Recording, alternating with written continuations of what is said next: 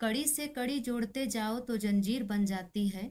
कड़ी से कड़ी जोड़ते जाओ तो जंजीर बन जाती है। मेहनत पर मेहनत करते जाओ तो तकदीर बन जाती है।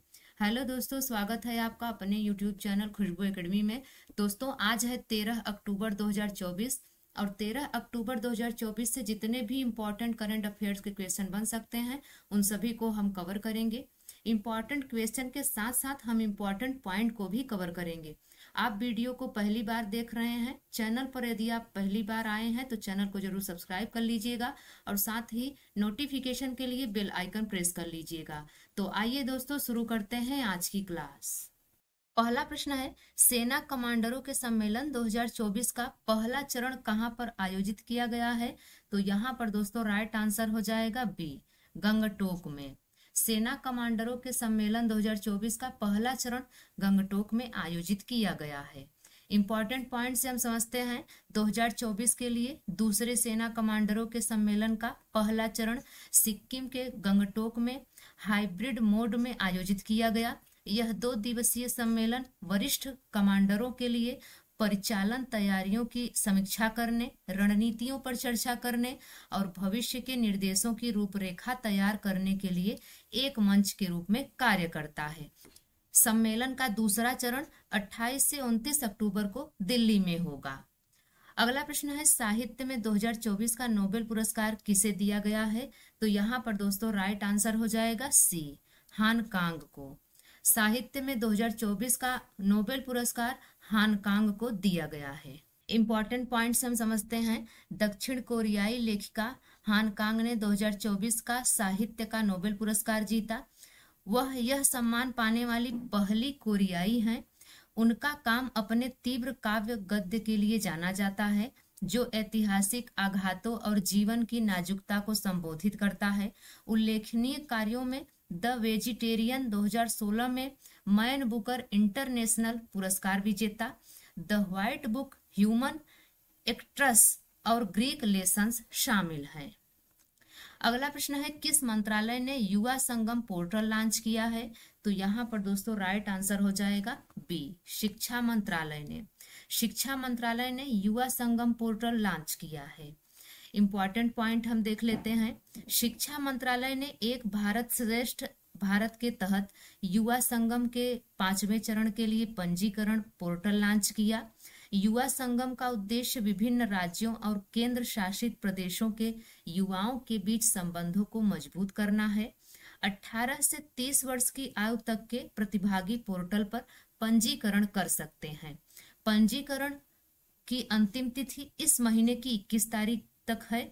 युवा संगम यात्राओं के दौरान प्रतिभागियों को 57 दिनों में 5 क्षेत्रों पर्यटन, परंपरा, प्रगति, परस्पर संपर्क और प्रौद्योगिकी में अनुभव प्राप्त होगा।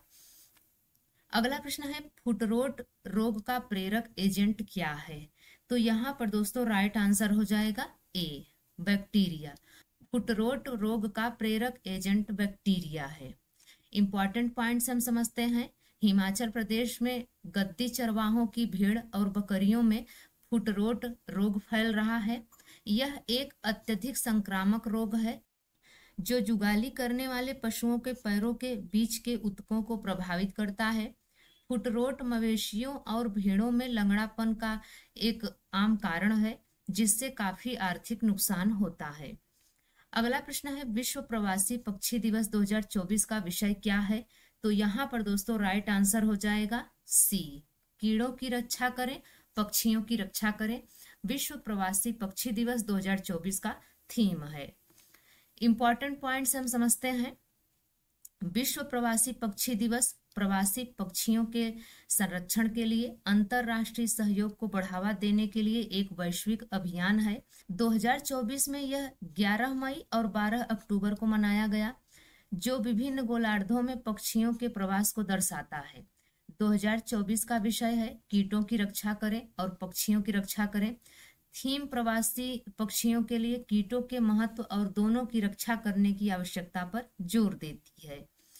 अगला प्रश्न है, अगस्त्य मलाई बम्बू टेल जो समाचारों में देखा गया था किस प्रजाति से संबंधित है? तो यहाँ पर दोस्तों राइट आंसर हो जाएगा ए, डेम्स फ्लाई। अगस्त्य मलाई बम्बू टेल जो समाचारों में देखा गया वह डेम्स फ्लाई प्रजाति से संबंधित है। इंपॉर्टेंट पॉइंट्स हम समझते हैं। शोधकर्ताओं ने केरल के तिरुवनंतपुरम के मंजाद निनविला में अगस्त्य मलाई बम्बू टेल नामक एक नई डैम सेल्फली प्रजाति की खोज की है। यह दुर्लभ प्रजाति बम्बू टेल समूह से संबंधित है जो अपने लंबे बेलनाकार पेट के लिए जानी जाती है, जो बांस के डंठल जैसा दिखता है। यह पश्चिमी घाट के अगस्त्य मलाई परिदृश्य में पाया गया था। इस जीन्स की एकमात्र अन्य प्रजाति मालाबार बम्बू टेल है जो कुर्ग वायनाड में पाई जाती है। अगला प्रश्न है 38वें ग्रीष्मकालीन राष्ट्रीय खेलों का मेजबान कौन सा राज्य है? तो यहाँ पर दोस्तों राइट आंसर हो जाएगा बी, उत्तराखंड। 38वें ग्रीष्मकालीन राष्ट्रीय खेलों का मेजबान उत्तराखंड राज्य है। इंपॉर्टेंट पॉइंट्स हम समझते हैं। उत्तराखंड 28 जनवरी से 14 फरवरी 2025 तक 38वें ग्रीष्मकालीन राष्ट्रीय खेलों और अगले शीतकालीन खेलों की मेजबानी करेगा। 37वें राष्ट्रीय खेल 25 सितंबर से 9 नवंबर 2023 तक गोवा में आयोजित किए गए थे। यह पहली बार होगा जब शीतकालीन खेल जम्मू कश्मीर और लद्दाख के बाहर आयोजित किए जाएंगे। पहला राष्ट्रीय खेल 1924 में लाहौर में आयोजित किया गया था, जिसे मूल रूप से अखिल भारतीय ओलंपिक खेल कहा जाता था। अगला प्रश्न है थारू जनजाति मुख्यतः किस राज्य में पाई जाती है? तो थारू जनजाति की बात करें दोस्तों तो यह मुख्यतः उत्तर प्रदेश, उत्तराखंड और बिहार में पाई जाती है। बी ऑप्शन बिल्कुल राइट हो जाएगा। इंपॉर्टेंट पॉइंट्स हम समझते हैं। प्रधानमंत्री आवास योजना के तहत बनाए गए घर भारत नेपाल सीमा के पास खीरी जिले में थारू जनजाति की महिलाओं के लिए खुशियां लेकर आया है। थारू जनजाति भारत नेपाल सीमा पर तराई के मैदान में रहने वाला एक स्वदेशी समूह है जो भारत और नेपाल दोनों में पाया जाता है।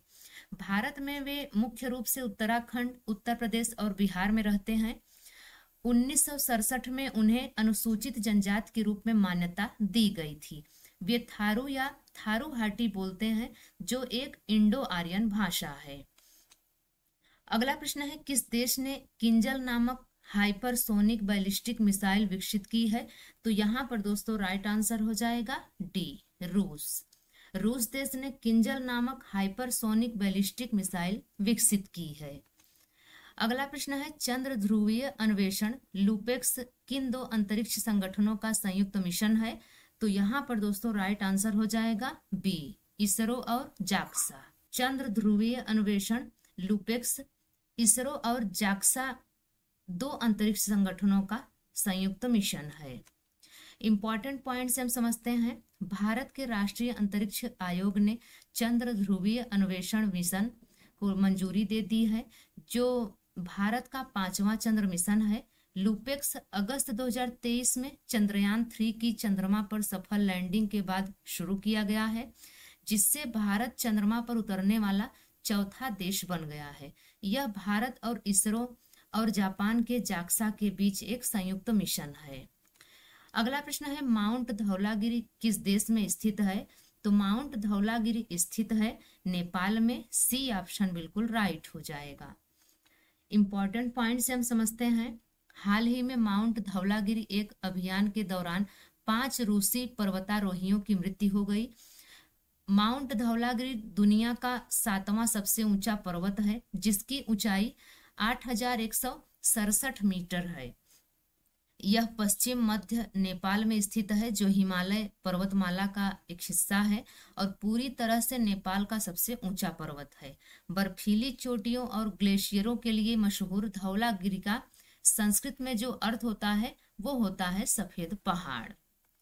अगला प्रश्न है अमनगढ़ टाइगर रिजर्व किस राज्य में स्थित है?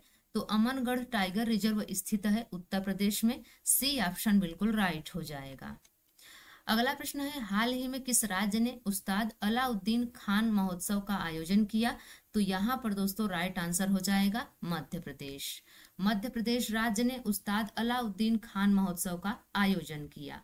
तो दोस्तों ये रही आज की हमारी करंट अफेयर्स की क्लास। यह क्लास आपको कैसी लगी आप कमेंट्स में जरूर बताइएगा। अगर यह क्लास आपके लिए हेल्पफुल रही हो, आपको पसंद आई हो, तो लाइक शेयर करके चैनल को सब्सक्राइब कर लीजिएगा। तो मिलते हैं अगली वीडियो में, तब तक के लिए बाय एंड टेक केयर।